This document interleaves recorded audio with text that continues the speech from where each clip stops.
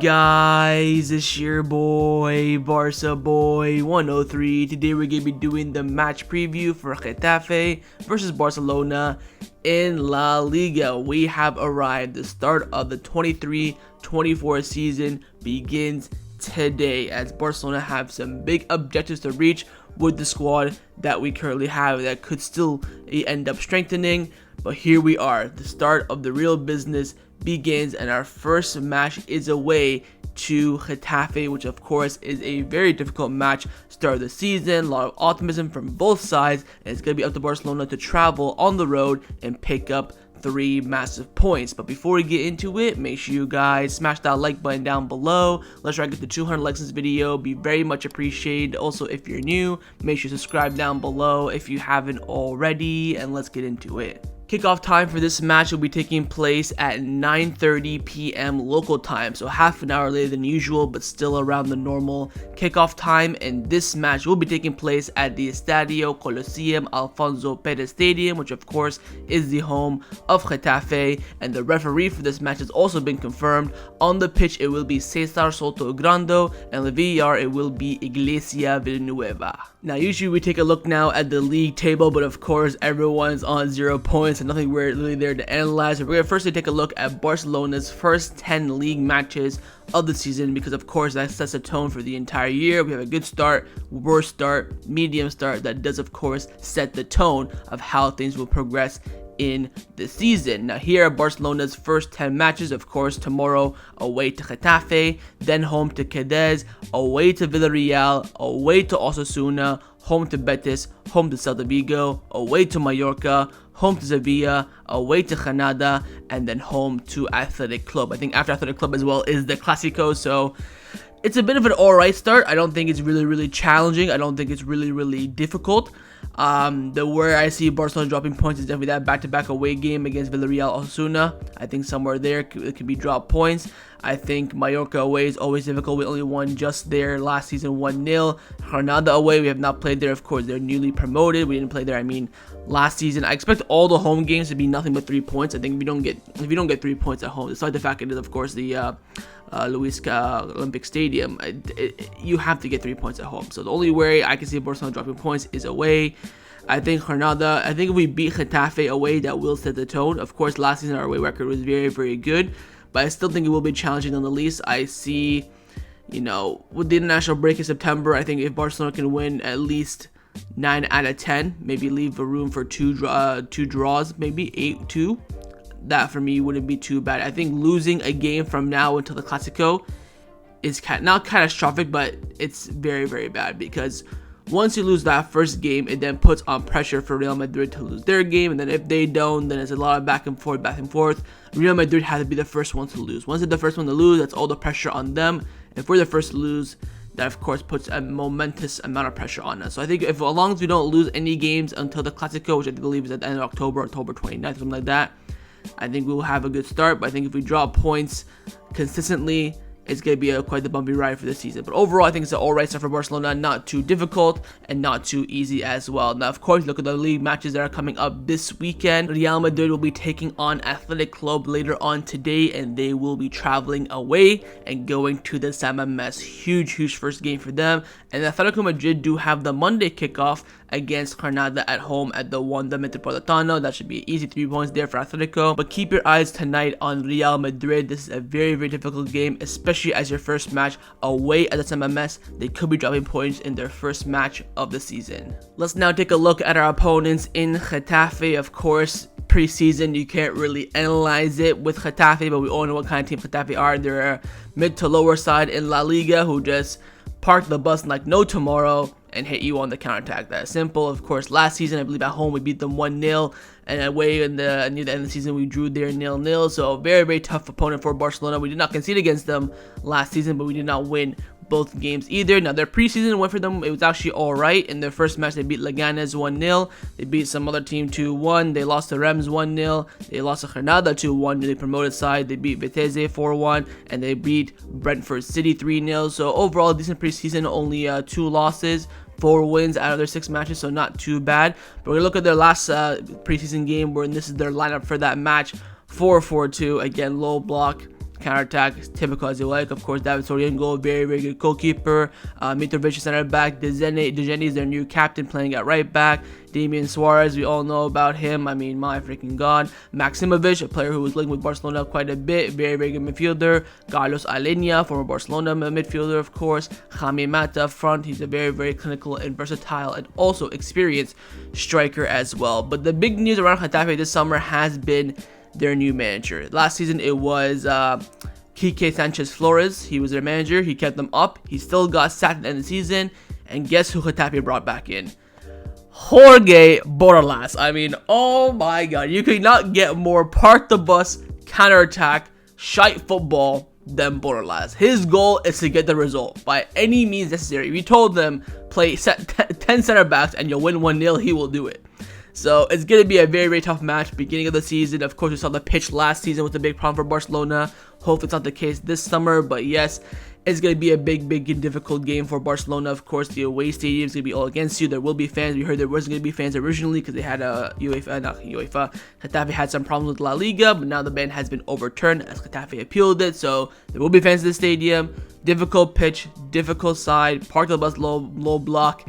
It's going to be very difficult for Barcelona to break down, but the most important thing for Barcelona is to be clinical. And again, I think Pedri in this match will be crucial because creating chances against a low block is very important. But once those few chances come around here and there, you have got to finish them. If Barcelona are clinical in this match, they should be going out of this match no problem. But if they're not, huge problems for the Blaugrana. And before we continue with the match preview, of course, we have to discuss something that's very, very important for tomorrow, and that is registration of the Barcelona players. Now, of course, Barcelona had to activate another economic lever to make the registration a reality, and the club did confirm this yesterday, saying that official Barcelona reached an agreement with Liberal Football Finance and Private Investment Advisors NPA Capital PV to become new partners of Bridgeburg Investment, a Barcelona Vision trademark. These investors have acquired 29.5% of the ownership of Barca Vision for 120 million euros, which was previously held by Opus Media and Socios.com. So again, Barcelona have taken the percent from Socios that they sold last summer, and they have resold it this summer to get immediate cash in now. So again, 120 million euro cash injection has been activated. Apparently only 60 million will be used for the sports sector. The other 60 will be used for other areas, and of that 60 that will be used, I think 30 of it will be used for registration and 30 of it will be used for the actual transfer market. So we'll wait and see how that goes, but nonetheless, economic lever officially confirmed and activated. That's the most important thing. But now we're on to registration.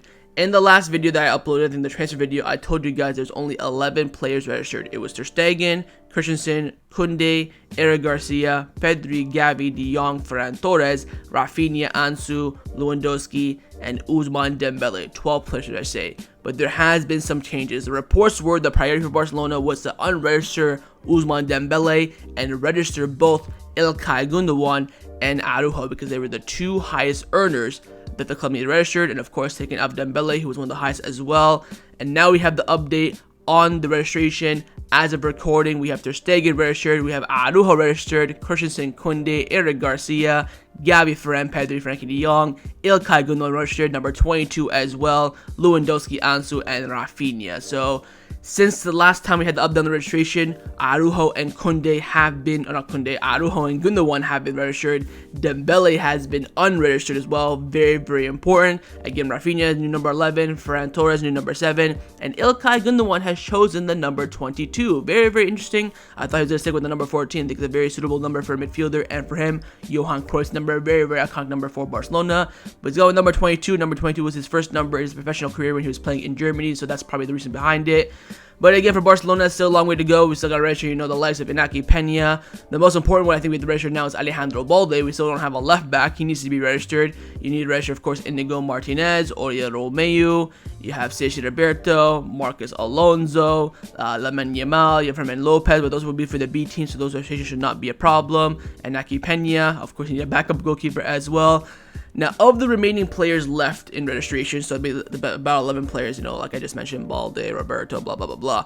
The one who's on the most money is Marcos Alonso, sat on 9 million. So according to reports, maybe Alonso will be sacrificed and will not be registered this week, but maybe next week when Barcelona do more sales and more movements, selling Lenglet and Des and all that sort of stuff. But for me, the most important thing is getting Ake Peña in, getting that backup goalkeeper. You gotta get Alejandro Balde in there as well. You need your captain Roberto and Oya Romeu. Those are, for me, should be the top priorities for Barcelona. I think in the end, my prediction is that everyone will be registered apart from Marcos Alonso. But I wouldn't be surprised if everyone's registered. I am very, very confident that with the economic lever, the sale of Ousmane Dembele and Franck Kessié, the club should be registering everyone without any issues. So wait and see what happens. The rule is that Barcelona have to have everyone they want to have registered about an hour before kickoff. So this will be stretched out until I think the starting lineup comes out. So once that starting lineup comes out, I think we'll have a good indication where we're at. But again, registration for Barcelona is on track and everyone is expected to be registered. Time now to get into Xavi's press conference reaction. His press conference this morning, of course, very, very late press conference, about 3 hours later than usual.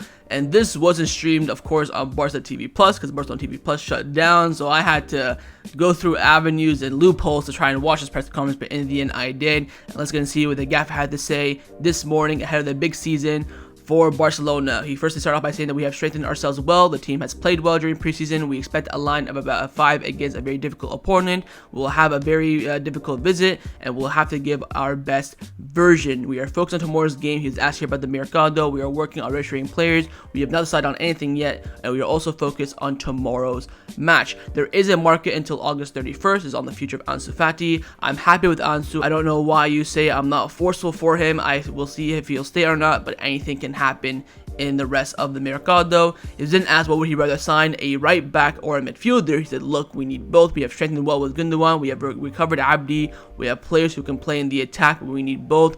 Players who overflow the wing and inside play as well. So it's a little bit of a hint of an offensive right back and a creative midfielder. On Ousmane Dembele, if you don't know, Ousmane Dembele's departure has been officially announced by Barcelona this morning. We have sold him for 50.4 million euros to PSG, and Barcelona received that full sum. Distribution to Dembele and his agent remains to be seen. Anyways, Xavi was asked on Dembele, so I can give you an assessment since I've been here.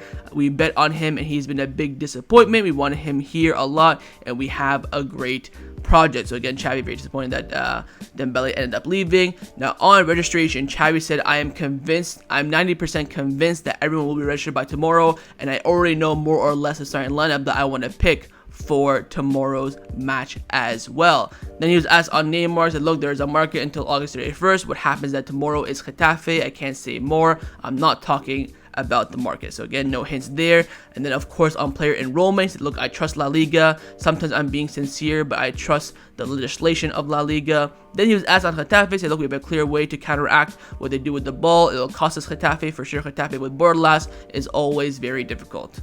Super difficult. Then he was asked on Victor Roque. For me, this is very interesting, whether or not he could possibly arrive now this summer. And Xavi said that in principle, his incorporation will be in January. So again, Barcelona currently planning for Victor Roque to join in January. But again, like Xavi been saying this whole entire press conference, in the Mercado, you just never know. Then asked about Lamine Yamal and Fermin Lopez getting minutes tomorrow, said it will depend on how they evolve in training and in games. We are very happy with Lamine and Fermin. They've had a great preseason and the role of the player set by them, but it will depend on them. And then of course Xavi continues on by asking about the injuries of Araujo and Christensen, and he said that in principle they will be available. They have problems, but if everything goes well, they will be available. Barcelona do train later on today. I don't know if the squad will come out today or tomorrow, but I will post it on my community section, so watch out for that. Then asked again on Lamine Yamal, saying that look, he's practically doesn't lose the ball at the moment. He's always making very good decisions despite his young age. He's a very mature player despite only being around the age of 16. Then he was asked on Marcos Alonso on his future. Of course, we had reports from John Demiro a week ago saying that Alonso has been put on the market and the club may look to sell him. And Xavi has essentially confirmed this, saying, I can tell you the same like I told you with Ansu or with everyone, and you will tell me that I'm not very forceful. There is a market until August 31st, and everything is open. Everything can happen. So Alonso could leave. Keep in mind, this man is earning 9 million euros a year. That for me is by far the worst decision this board has made since coming in 2021, giving Alonso renewal last year and giving him a 9 million euro net salary. Ridiculous.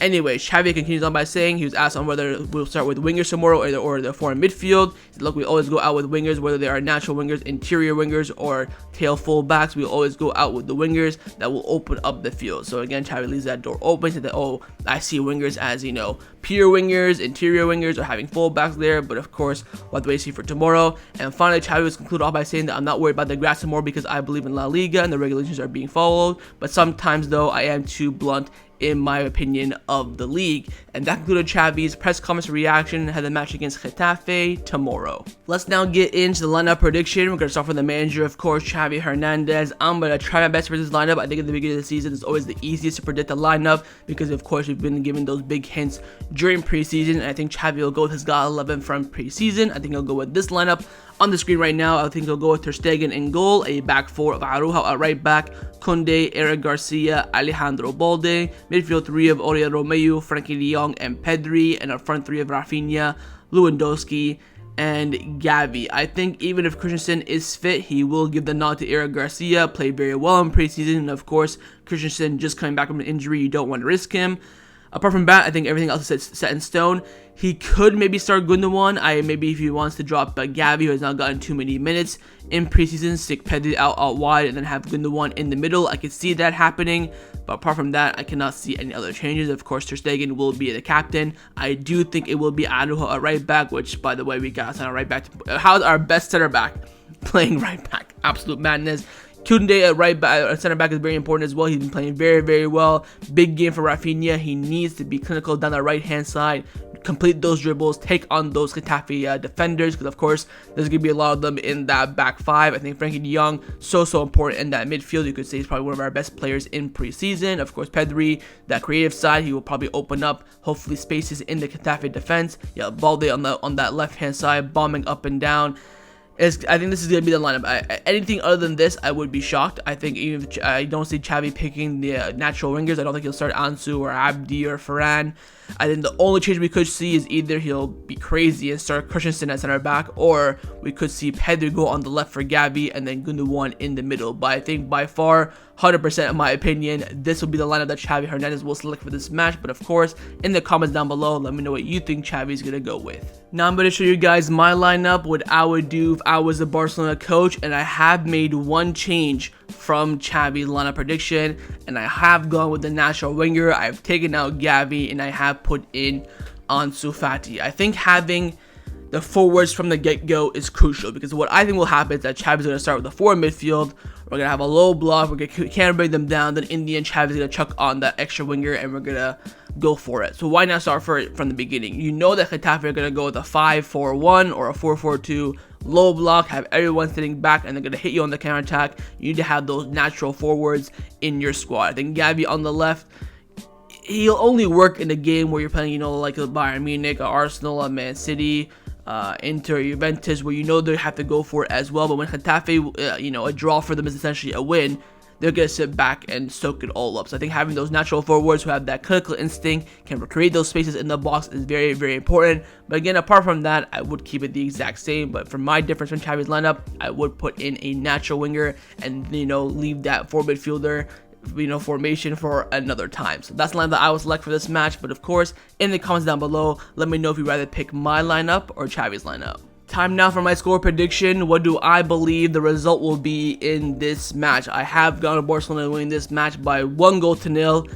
I think it's going to be a very, very tight game, very combat. I think Getafe will have a few chances early on. I think Barcelona will have to take their time and create many chances. But I think we will get that one magical moment from whether it's Lewandowski, Raphinha, maybe Ansu, maybe even a Pedri deep run or a Gavi deep run or maybe a Frenkie de Jong deep run. But I do think Barcelona will pick up 3 points in this match. It will not be easy. I think if Getafe score first, we're getting a draw at the absolute max. I think Barcelona getting the first goal in this match is absolutely imperative. If Getafe score first, we are on toast. So hopefully we get the first goal. And again, I think it will depend a lot on what Xavi selects for that starting lineup. If he goes to the forward midfield, I think halftime will be 0-0. We'll be very disappointed. He'll bring on that extra winger. We may push for it. If he starts with that winger, we could maybe start off on the front foot, get that first goal in the first half.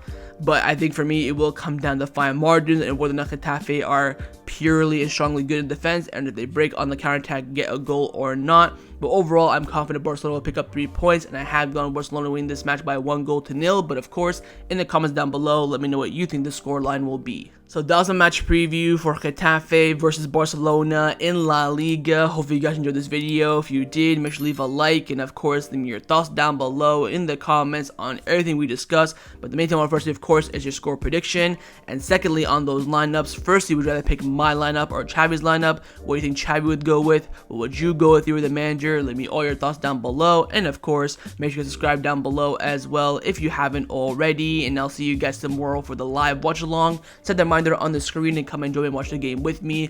Follow for the match by match review. So I'll see you guys tomorrow. Big game ahead. Hopefully everyone will be registered. Take care and Forza Barca.